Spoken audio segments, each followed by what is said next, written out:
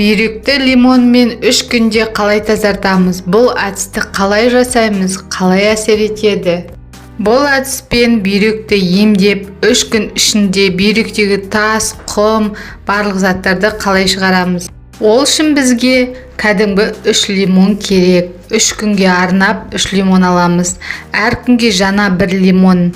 1 лимонды алып қабығымен кесеміз. Сосын термосқа саламыз. Бәрін 1 литр термосқа салып, үстіне 1 литр қайнаған су құямыз. 1 сағаттан соң біздің емдік согымыз дайын болады. 1 сағат тұнып тұрғасын ішесіз. Жарты кеседен таңғы астан кейін немесе таңғы асқа дейін, обедке дейін, тамақтану арасында ішесіз. Обедтен кешкі асқа дейін. 1 күнде осы 1 литр сокты ішесіз. 1 күнде 1 литр сокты бітіресіз. Келесі күнде тағы 2 лимонмен тағы осылай жасап дайындайсыз. Мен негізгі бүйрегім ауырған жоқ, бірақ тәжірибе жасап көрейін деп ойладым. Бастап ішіп жатырмын. Бүгін 2-ші күн.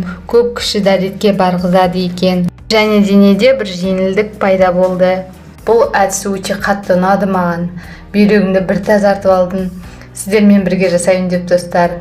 Лимон негізгі аллергия бермейді. Көп іше беруге де болады. Кіші дәрет арқылы барлығын, яғни керек емес заттарды, құм, тас барлығын шығарады. Бұл қоспаға қант, мед салмаңыздар. Ештеңе салмаңыздар, осы лимон мен суды ішесіз. Результаты маған ұнап жатыр. Лимон ол бүйректегі қуық жолдарын каналдар арқылы өткізіп, яғни лимон қышқылы тазартып шығарады екен. Қуықтағы бүйректегі бактерия, вирус, микроб бәрін өлтіріп кіші дәрет арқылы шығарады.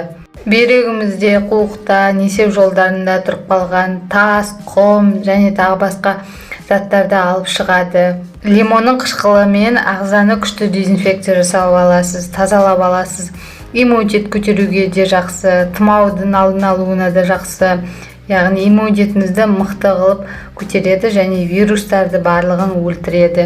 Бұл әдіс ең қарапайым, бірақ та ең жақсы әсер ететін әдіс.